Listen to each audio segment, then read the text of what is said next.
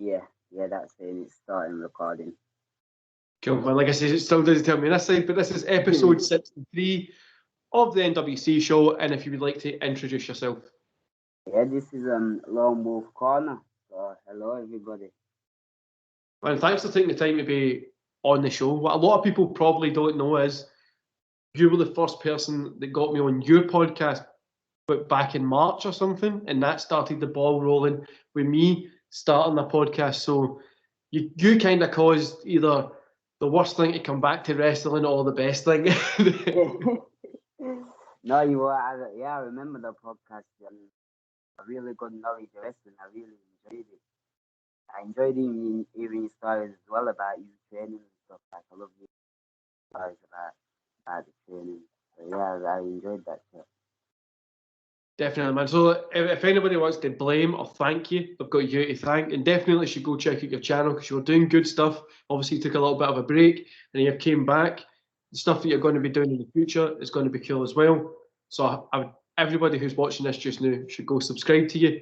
The way we always start these podcasts is with the exact same question, man. It's what got you into wrestling? What was that moment you were like, these guys in pants is what I want to watch? So it's basically it's the watch along. If the viewers don't know, we're going to be doing a watch along with John Cena and Jesus Street Fight at Armageddon. And I've seen bits of wrestling before on the TV, but like nothing really stuck with me until I seen that match, because like the wrestling I seen before, I didn't really understand it because like I didn't see like the trailer like explaining why they wanted to beat each other up. I was just going through Sky Sports, and then it was SmackDown what was on, and it was showing a repeat of the John Cena versus Jesus match at Armageddon, and I seen it. I seen John Cena, and I was hooked from then. Like, yeah, it was amazing. Like, I don't think you'll ever get that. Like, the first match what really get you. I was hooked from then. I was still in love now. Definitely, man. I think it's that was a weird time in wrestling as well, because you were coming off of like the highs of the Attitude Era, and then you were going into obviously that Ruthless Aggression era when John Cena and stuff were kind of coming up more, and then that kind of leads us into modern side. What's your thoughts on like wrestling today with like the storytelling for WWE, especially for like the storytelling? It's a little bit more kid friendly, and it doesn't have that edge to it like we saw back when we were watching it back in that Ruthless Aggression, because I missed that edge, that pushing the envelope or giving you like some story you could buy into, a little bit hard hitting. But yeah, it's like when Triple H went to Randy Orton's house or vice versa. Like I missed the stuff like that when they were like going to each other's houses and just beating the crap out of each other. Like that's what I miss, and as well like creating those stuff now. But to be fair, now I'm liking it. Like I'm loving how they're building Roman, but it's still wrestling, I guess. I'm loving Roman. I'm absolutely loving Bobby. Like Bobby's my favorite at the minute. He spoke well, and he's just a genuine beast. Well, I just think that sometimes that like you get so invested into a story, and there's not really that much of a payoff. Like when Liv Morgan came back with this little skit what she had with Lana, like I thought there was going to be a bit of a bigger, more payoff than what we just got. Definitely, man. I think it for me, like when we look back in when we got into wrestling and stuff like that, you've got storytelling that lasted for months. Like just it was 3 or 4 pay-per-views out of it. You got 3 or 4 matches, but now it's kind of just like set up for the next pay-per-view and that's it. Like you said, Bobby Lashley, I don't think they've handled his championship run as good as they could have, because yeah. I think that they're booking him to come over like as a real beast, but I still think that there's lazy bits in it. Like they could do so much more with it. They could do so much more with it. Definitely, man. Especially, I think that they've just got to a stage where they're a bit comfy now. Like I think like they know that even if it's a joke, people tune in. I think that's a bit of an issue. Like I think that they know like no matter what, people. They don't put the same amount of effort in the guys here. Definitely, man. I think especially the difference between Bobby Lashley and Roman Reigns. Roman Reigns just is, for me, he seems so much more cooler. He's got like the crowd eating out his hand. He's so over. And then for Bobby Lashley, I just feel for some reason they've just made him know as cool, but he could probably be cooler. Like when they were doing the Hurt Business stuff, they kind of just let it fall. What did you think of the Hurt Business? What were your views on when they broke up? I was a bit distraught me about it. I thought it was the best thing in wrestling. See, I wasn't like right into the Hurt Business straight away, and then I got into it, and I was like, you know what, this is pretty cool. And then they broke up, so I was like, oh shit, I just got into it, and they broke up definitely too soon before they didn't need to break them up that early. Yeah, I agree with that. So man, obviously we've got WWE there. Do you watch AEW or do you watch like NXT or ROH? No, I watch NXT. I've been watching NXT UK as well, but just the arena the NXT UK still like Thunderdome style, so that I just can't get with that. But I've been watching AEW. I like AEW. I've seen CM Punk with them, but like there's just like a difference in production for me between like WWE and AEW. Like WWE is just like the over the top extravaganza, and that's what I love because that's what I've been brought up on. Like I like AEW, I love it, but I'll always be. I'm liking what we're doing. Though. I think that in a couple of years they are going to cause some serious problems. Definitely, man. I think that is going to get to the level, a seriously big level. I think that they'll get like up to 2 next 2 years. Yeah, man. I think AEW's got that potential to eclipse WWE maybe in like 5 or 6 years' time. But like you say, it's like the production value for WWE is just insane. And they spend millions on production. You've got like even now you've got like the CGI stuff. You've got huge arenas. As much as maybe it might not be the best storytelling, it's always pretty good. You know it's going to be standard. WWE is just your kind of your Coca-Cola. They're just there. Like a Disney, it's never going to be anything amazing, but it's just kind of it's there and it's enjoyable for the majority of people. But AEW definitely with the CM Punk kind of coming in, and it's really got me more into looking at AEW as a serious competitor. Obviously, I'm a huge Sting mark when he came. I didn't like what I was doing with him, but I'm starting to enjoy it a little bit more for what it is. But yeah, man, like you say, they just need to work on like production and just kind of, I don't know, give us something to be enjoyable to look at, if that makes sense. Yeah, exactly. That's exactly what I was gonna say. Yeah, exactly that. But like, I'm loving Jungle Boy, the Jurassic Express. Like, I think that Jungle Boy could be a world champion. Like, there's something about him what makes that for me. And a little more custom, and like, is the highlight of when I see him down with me.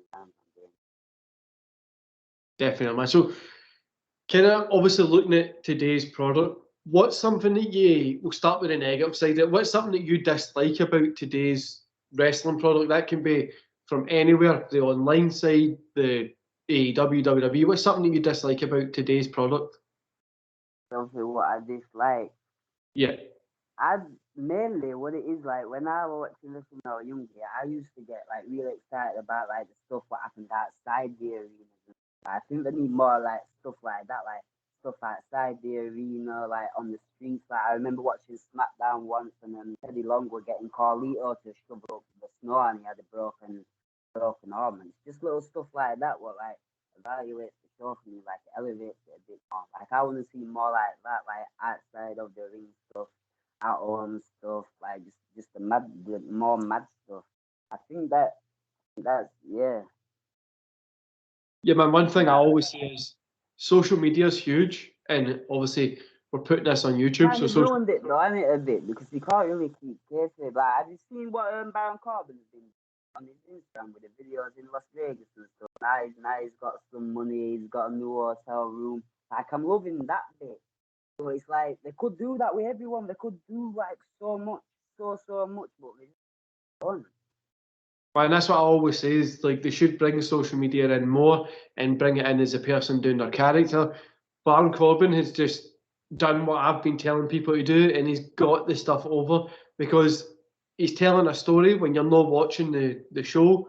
You're going to his social media to see what he's doing. Plus, his Yeah. Instagram stories are hilarious at the minute with the, like, he's like, oh, I got lucky, and then he's in like a steakhouse. He's in like the presidential suite. It's like it's just hilarious to see, and it's really working as well.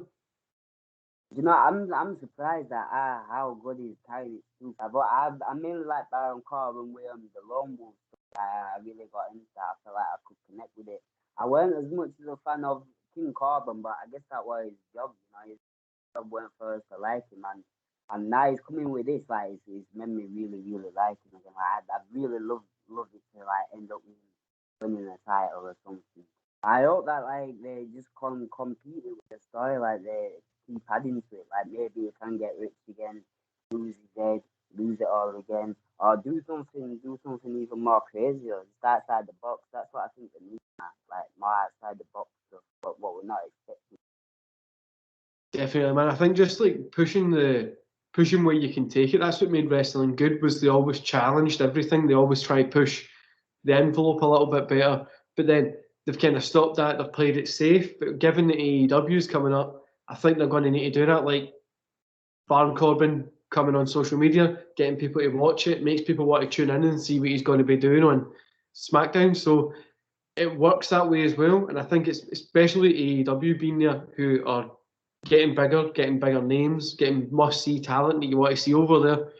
WWE is going to need to start answering it back with something better than just what they've been doing for the past 20 years since WCW shut down. So I think they're just trying to work out a way to answer them back. Even though they say it's not a competition, they definitely know that the guys are getting closer to them. It's like it's new for them, though, isn't it? Because they've not had like no proper competition for so long. Like I think that it's not shocking, but I think that they're used to just being the top dog.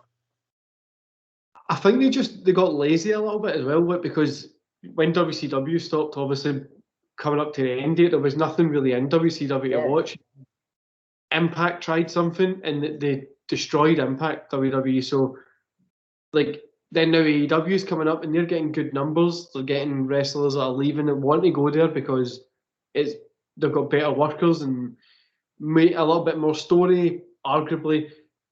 But it's like that's what we need. We need two companies to compete against each other, or three or four or whatever, because it's kind of boring when all you're getting is the same. Like you went to a restaurant and all you got was the exact same thing every single day, or you got the same thing every day for dinner. You'd be like, oh, this is shit. But when it's a variety, you're happy to sit and enjoy it, and it makes wrestling good when people are competing against each other. The only thing what I hate about watching pay-per-views and SmackDown and Raw live, because always a late start time. Like that's just one. But I'd love to see a WrestleMania or SummerSlam that needs to happen. Isn't there ever come and fetch a big pay-per-view over? I don't. They should probably. They'll probably start doing like big pay-per-views in different countries again when like COVID's away. I think they were meant to do a SummerSlam here. I don't know if it's this year, if it was next year or the year after. But the worst thing for me as well at the minute is just how long the pay-per-views are. Like SummerSlam, including the pre-show, was 5 hours, which is far too long to sit and watch through. And it's not that as well. It's like they were on like that, but like they were just some of the matches. Like I was watching the Eva and Alexa match, and as I was watching, I was like, what even is the point of this? Like Eva's got getting over. Doudrop might have got a bit over. We all know Alexa was going to like surely like they could have a bit better with it, and then with Bianca's match. I didn't like seeing it because I love Bianca. I think she's amazing, but I hope that it leads to a story. But again, like if it just leads to nothing, like when if Morgan returned and we're saying all this with Lana and it just turned out to be over nothing. Like if they don't build on nothing with the Bianca thing, then I'll be pretty. But hopefully there's a story to come from it. But if there's no story from it, then stuff like that would just makes it hard to watch. And I think the stuff that they done with Bianca Belair when Becky came back, they could have done a match at least. Like they just They just, Yeah. it was just so awkward. Like I was like, why are you doing this? Like, you could have a match. You could, I don't know, do something. Like Bianca Belair's so cool as well. Like there was no need to take the belt off her, which I just don't get, and I'm not a fan of. What do you think about Brock and Becky going going to SmackDown? Like, where do you think that leaves Raw? Because SmackDown's been beat, so I think that if anything, Raw needs a bit of a star power push rather than SmackDown. But I think it's a bit embarrassing until like you've got Brock Lesnar. Obviously, he's coming back because Paul Heyman's with Roman Reigns. But why would they not do before they build that match up for like a WrestleMania and give us Brock Lesnar against Bobby Lashley to start with? Because we need star power over on Raw, and especially Yeah, even like she dropped the Raw Women's Championship, so she let that go to go have her kid, and it's like, so why did she get a shot at the SmackDown Championship? That makes no sense. Like it's you can just drop Raw and then go to SmackDown. Like it doesn't make any sense, especially if you think about it as well. You've got Brock Lesnar, Roman Reigns, Becky Lynch, and it makes more sense to watch SmackDown because in Raw you've got Bobby Lashley, who doesn't really look like anybody's going to beat him anytime soon. yeah, that's literally all. And okay, bro, that's about it. And stuff the Alexa about Paul from that is pretty giant. No, that's like who even on the Raw roster even looks like they're capable of even doing all Lashley. It's like none of them even can really convince me that they could smash him. 100%, man. I think it's like for a 3 hour show as well. You do need to have those attractions to come and sit and watch Yeah, a show every week. SmackDown's got Roman Reigns. We all know it's the Roman Reigns show, so just let him be there. Let him run SmackDown pretty much. Then give Raw something. Like if you were setting up Brock Lesnar versus Bobby Lashley for Survivor Series or Extreme Rules, it would be huge.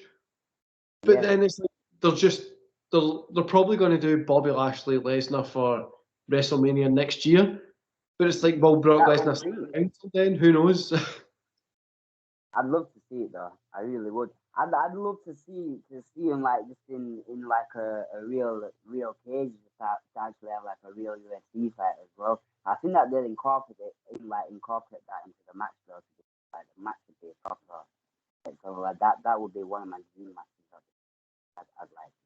I'd like to see. I'd like to see Bobby versus Roman though as well. I think that'd be that'd be. Definitely. I think it's just there's so much matches that you can see, but because of this brand split and the roster not being fully, You know uh, when the next draft's supposed to be? I think it's just before Survivor Series, which makes no sense because they're going to do a SmackDown versus Raw Survivor Series as they always do, like Team Raw versus Team And SmackDown. it's always Raw wins as well. SmackDown always gets buried, and I can't see that happening this year though. It probably will, but as SmackDown's doing on the ratings, probably they've got to. I think they're probably going to move most people from SmackDown to Raw because you could maybe see Roman going to Raw to Yeah, boost. I was thinking that. I think that's the only thing they can really do. Bobby Lashley goes to SmackDown if he's still got the belt at that time. It's, and then again, it's like, do they work on SmackDown because they've got that attitude that always seems to work on Raw? Roman's just he'll go anywhere and he'll get ratings, won't he? Like it's not like anything's going to affect what he does. But moving on to kind of the positive sides of wrestling today, for me, it would be how much there is of it. There's endless amounts, even the old stuff like WWE Network or the Impact Wrestling Plus. You can go back and watch. Well, in the WWE Network, you can go back and watch wrestling from the 1940s, which is Yeah. insane. That's my favourite thing about wrestling today. There's just so much of it. What's your favourite thing? To be fair, my favorite thing is the inspiration what I get. Like it's different sort of inspiration what I get now compared to when I was a kid. But just in day to day life, man, like it's the escape what wrestling gives me. That's what I just love about it. Like when you're watching a wrestling match, it's like all your problems go, everything what you're worrying about goes, and you just completely zone in. It's not that. It's like I still take inspiration from like the small stuff. Like whenever I watch Roman Reigns, then I want to go to the gym, get badass. Like even saying when I watch Bobby, I just want to go sport. it's the motivation for me, to be honest. Wrestling, WWE is like the only thing what we've got in a certain degree in our lives. That I mean, that is inspiration and the motivation what it gives you. Man, that's something that you don't hear a lot as well. Obviously, everybody's got different motivations and stuff like that, but wrestling being a motivation and being there for people, especially people that are going through like hard times, giving them something to escape, and that could be via COVID or anything going on in your life. Like using that as like a motivation is like people forget that as well, and I'm guilty for forgetting that people. Obviously, WWE, I might not agree with storytelling or how they're booking people and stuff like that, but they are there for a reason. That they're the biggest company in the world, and people use that as an escape from their life. If that's making sense, like you don't need to always be like I forget that as well, man, because I've been through times in the past as well when it's been hard, and I've used wrestling to escape stuff. But now my life is pretty good, and I don't use wrestling to escape it as much. That's why I talk about it, because I enjoy it. I'm enjoying it a lot bit more instead of from using it as that kind of thing to escape from the problems that you're facing. But that's something that I think a lot of people listening to this podcast might not realise as well, is there's a lot of people out there that are using it to, like, if you're when I was growing up, it was just me and my mum. My mum was always sick, so I used wrestling to be like my escape. That's how I got that, like, that support in my life, to look up to somebody who was there. And that's something that I think a lot of people, especially on YouTube, Twitter, or that watch wrestling, that don't experience going through like a really hard time, is they forget that it's there to give people that little bit, an hour or 10-minute match, whatever it is, to escape from the shit that they're going through. Exactly that, and it's like the same when like you watch your matches that you remember from your childhood as well. It's like that gives you something else what's good. Like if you turn back to the simpler times. Like that's what I love to mainly do. Like I love watching the current day stuff. I love just to go back and watch all the ruthless aggression stuff. Like I remember, I watched wrestling live when I was a kid, and they were taking SmackDown, and it's on the network, the one what I went to, and that's why I like to watch that like quite a lot more than I should. I remember it thoroughly, and that's what I love as well. Like you can work out your matches, get when it was, then go on the network, and it's like you're reliving it. You know what I mean? Like that's what one of the coolest things. Like it's always gonna be there. Like the show I was at on the network, so like I'm always gonna. Definitely, man. That's a cool thing about wrestling. It's a really cool thing about WWE as well. Is obviously they've been there for so long. Like WWE's been here for longer than I've been alive, and I'm 30. So it's been here for so long that it's been there for my whole life. I can It's go like back. memories in your life. Like if I remember thinking, oh, like yeah, I watched that pay per view the weekend. That happened, and like you remember it from stuff from your life. Yeah, exactly. I love it, man. I really. Definitely, I think as well it's cool. Like you said, it gives you those memories as well. Like to go back to remember a time that things were more simple, or a time takes you back to a weekend when you were out with your friends and you remember coming back and watching it, or you stayed in and watched that, whatever. It takes you back to those times that can put a smile on your face. Also helps you, like you did say, like motivation to just get through things that are going on in your life, because a lot of people that watch this might be in a privileged position, which some people are, that they didn't experience that kind of hardship when they were younger, and they didn't need an escapism. They were able to go out every weekend and all that kind of stuff. But then some people don't get that fun, that ability to do that. So being able to sit down and watch like a pay-per-view, that is them kind of going out, that's them escaping from where they are in their life and let their mind relax. Yeah, definitely. I love that you word that.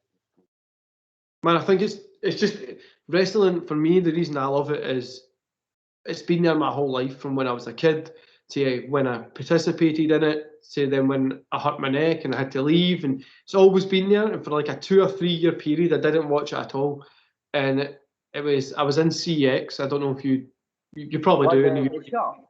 Aye, I was in there. And there was a couple of Blu-rays, and I had like one of the vouchers. I traded stuff in. I was like, you know what? I'll pick up a few wrestling Blu-rays,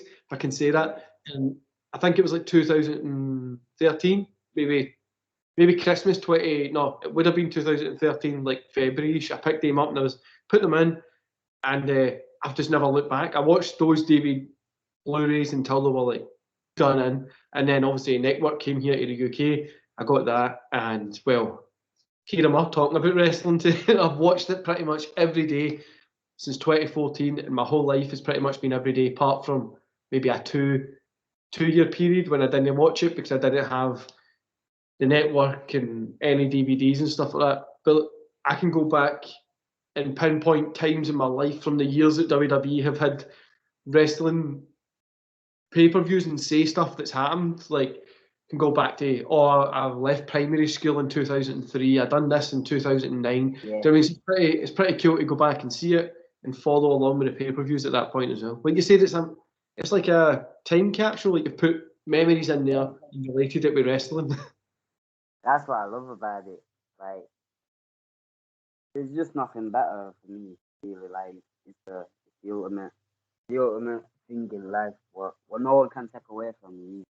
Sometimes I wonder though, like, what life would be like. Like, you ever think like, oh, if I didn't probably see that channel, or like if I never watched that match and I never got into it, like, where would life be? I wonder about that sometimes. It's like there's a select others that shows it and gets it and understands it and loves it. Either you love it or you don't. Man, I honestly don't know what my life would be like without wrestling. It's all encompassing in my life. It's something that I loved doing back when I was younger. I love watching. I love the stories. Even today, like even when I moan about the stuff that's on TV today, because it's no really for me, and sometimes it's a little bit awkward to watch. I still love it. I love it with. Yeah, it's still a passion. It's like a football team. Like, even when they lose, like when they're playing bad, like, you know, I say, yeah, you're crap, but yeah, I crap. You know what I mean? That's the thing. That's what I see as. I see it as like following a football team. Like, sometimes they're gonna do it, sometimes they're gonna do bad, but we're always gonna support it.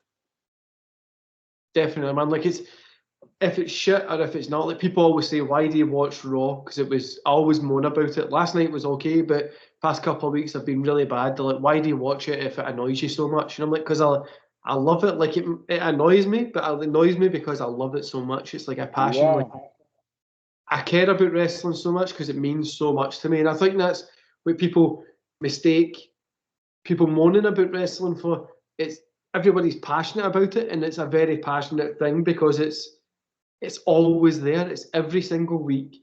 You can watch wrestling 7 days a week. There's pay-per-views sometimes, so you've got. But if I'm doing reviews, I do a review every day pretty much, apart from a Monday when I do my retro stuff. But if there's a pay-per-view on a Sunday, that's 6-7 days a week. I've got stuff to do, which is it's always there. There is never a day that wrestling's not there. And I think a lot of people forget that it's like a relationship. You see it, you're there every single day, so you will be passionate about that relationship with wrestling. Exactly that. Exactly that. Yeah, I love that. Man, so I know you're doing you were saying to me you're going to start doing like workouts that wrestlers do and stuff like that. What's your inspiration behind that? Like, is it just like you love going to the gym, you love wrestling, so let's put both of them together and see if it works out? Yeah, what it is, I've always trained, but like I've been just looking at like actual wrestlers' workouts and what they do. I've been wanting to change up my workout plan for a time. I'm getting a bit bored of the one what I'm on. I've been thinking, right, I want to try to do like how Jeff Hardy does it, how Mysterio does. Do it, document it for 48 hours and try and eat their meal plan as well. So like I'm getting the same few what they're getting. And just digest it and see what it's like basically compared to the normal training what I do. Like I wanna be waking up the day after not being able to move and stuff. It's not that I just want to see if I can hang personally as well. See if I can hang and do a session what they do for a bit of pride, just for a bit of fun though. Definitely, I think that's the best thing about the gym as well. Is for me, I love exercising. Recently, I've been doing these challenges, which is like try to push my body and my mind, because the mind is the bit that makes the body go to just the next level. So last Tuesday, a week ago today, I done a 40-mile row, I gave myself 10 hours to do it in, but I got it done in 7 hours 15, I think it was. But my hands are all jacked up. Like, I don't know if you can see this. They're just like all skins coming off them and stuff. I done like every 4 hours, you have to run 4 miles for 48 hours. So every 4 hours you get up to run 4 miles, like during the night and stuff like that as well, which is horrible. What? That's what I started with. And then I done like a walk run that I done like 48 miles, then a 17-hour continuous exercise, 15,000 burpees. Like, I'm doing these stuff every month. It's like a weird challenge I'm doing just to try and push my body. But that's the stuff that I love doing. And I like doing it because I can train for something different, so I can change up my workouts, because you see people that go to the gym for like 10 years and they're just doing the same thing. Yeah. Monday's biceps, Tuesday's back, Wednesday's legs, and you're like, gonna just change it up a little bit because your muscles get bored of it as well. I think that makes sense, but I think that you can lose finger, like you can lose interest as well sometimes in the gym. I think if you That's why I've incorporated more cardio and stuff. I wasn't doing as much cardio. I was just basically just lifting, so I started doing a lot more cardio, and that's interesting. That's a bit of a challenge. It's a different sort of challenge than curling and whatnot. yeah, man, it's just I like to have a goal for the stuff that I'm doing and to try and push my body into a different, like, when you're doing like a 40-mile row, and it's just like you just have to keep going, like there's no stopping, and you're either going to do this for 10 hours or 40 miles. So what are you going to do? So it's all about mindset. Like, you need to push through it, or like getting up at 12 at night, 4 in the morning, like running every 4 hours, doing 4 miles is just disgusting. But it's just about pushing through with that mindset, and that's something that I love doing. That's why, same as when people just watch WWE, I always tell them, change it up, go watch AEW or TNA. Just, if you watch the same thing all the time, it gets boring. But for me, with the challenges, I like to train towards something, because I think, like you say, you get a little bit bored if you're just going to the gym for going to the gym's sake. I want to go to the gym to be able to push my body well beyond where it should be, and that's stuff that I like to do. But I'm no. I wouldn't recommend you do that. I wouldn't say go out your way and do like a 40 I mile. was just listening you then saying getting up at 12 and then getting up at 4 and doing these 4 miles runs. Like that's a level of dedication though. What a lot of people not got. But I know that I'm not that dedicated at the minute, so I couldn't just wake up and do that. That is some skill to be fair. I say to everybody, so I get up at three in the morning all the time, every day. I like getting up at 3. You go to bed like really early, cause I usually go to bed early, and I'm always up like 5, 6. I go to bed really early at like 9 o'clock. Oh man, I go to bed. I try and get to sleep for 11, so I don't really sleep a lot. I always say that I get bored when I'm sleeping, so I don't. I don't really like to sleep a lot. But every year, I normally have a break in the summer and then a break in the winter, and it's normally a couple of days. I'll just sleep maybe 10 or 12 hours, like a longer time. But I don't sleep a lot. I'm always awake. I love what I do. I love being awake. I love doing wrestling, podcasts and shows.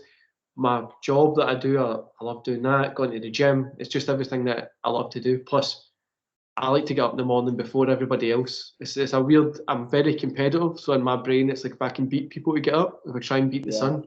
It's like when you're training though for fights and stuff. Like my coach just told me about, like, it gets your mindset in that different mentality, and that's what it's all about, isn't it? The mindset. I'm just like mindset's pretty much it. But heading back to wrestling, what we're here for, man, is who is your favourite wrestler of all time? What's the one wrestler you'd be like, that's my favourite guy or woman? Who's your favourite one? I don't know if I can really say it like this, but it has to be Chris Benoit, to be fair. John Cena is obviously there, but from as just an intense wrestler, enjoying the work, enjoying the matches. Chris Benoit, I remember I seen him live at the arena, and he was I think it was the first 7 series with Booker T, what he had, and I just remember seeing him, and I was like, wow, wow. Like, it was so jacked, it was so intense, and just compared to everyone else who I've seen that night, like, it was so intense. Like, it never stopped, you know what I mean? Like, everything was just going and going and going. Yeah.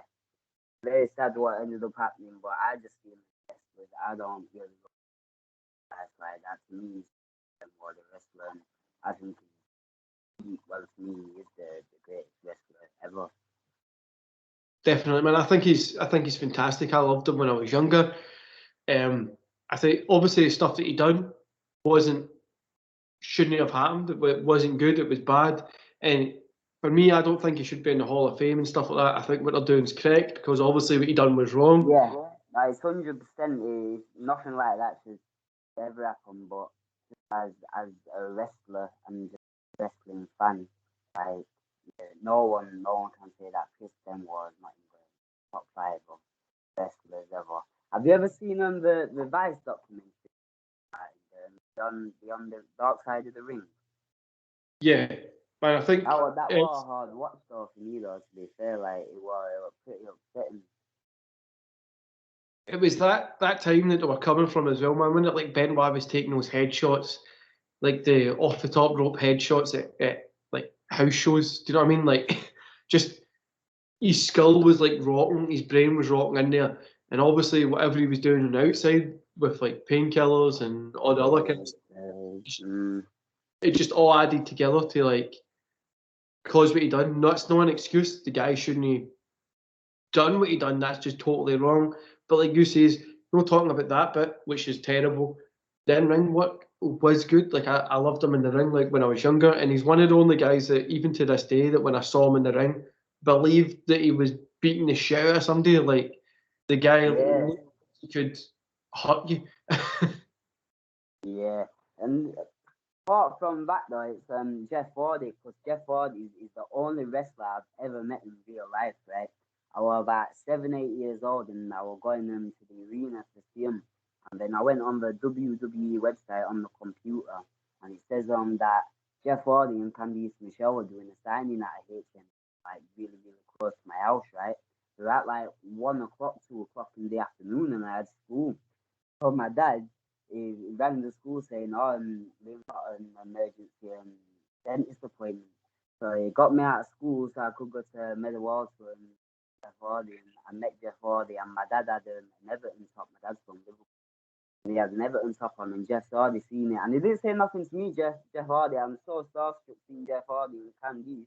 I know what Jeff Hardy does is shake my dad's hand and says nice things to him. He sees the Everton top. And I'm like, what? I said, Jeff Hardy's just talking, shook your hand. I was so happy. I just got his signature. And then I showed my dad the picture when all the wrestlers come out in their favourite football team top. I showed my dad the picture of Jeff Hardy in an Everton top. And to this day, he says that's because of him. I was like, he probably supported Everton long before I met you, Dad, but he remembers it. And it was amazing to meet him, though.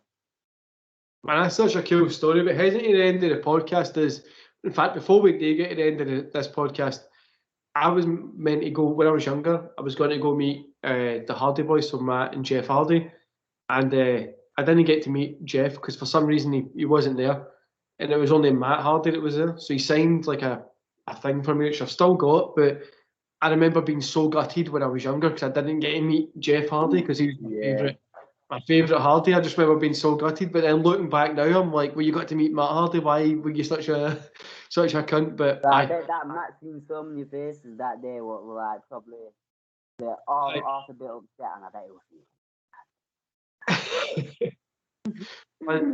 Final question we always ask in this podcast is, so what I'll do is I'll tell you the question, tell you my answer, and then we'll get your answer. So if you can add yourself to or replace anyone in any match in history, what would it be? For me, I would replace Owen Hart against Bret Hart, SummerSlam 94, Blue Steel Cage, only if I could wrestle as good as Owen Hart, because that's my favourite steel cage match of all time. But what would your one be? What would you replace or add yourself to? Oh, okay. You know what? Just just for personal reasons, I'd love to have that street fight with John Cena what he had against Jesus. Just for personal memories and stuff. I'd love to like seeing that. If it weren't that, then I'd like to be in the New Year's Revolution Elimination Chamber when Cena won it and Edge come out. Like I love seeing that as well. I really enjoyed that one. Man, two good answers there. Also, obviously, we're at the end of the podcast here. People can go check you out on YouTube, Twitter, Instagram. I've got your links down below.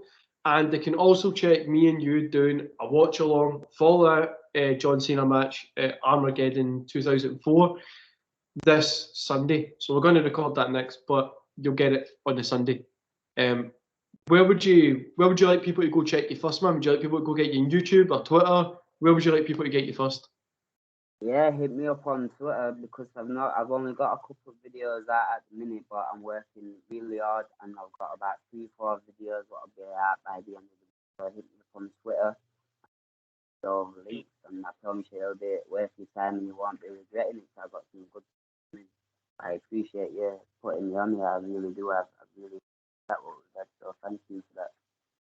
Good man. Thanks for being on. What I'll do is I'll end the podcast here and then I'll tell you the kind of after information. Yeah, thank you, bro.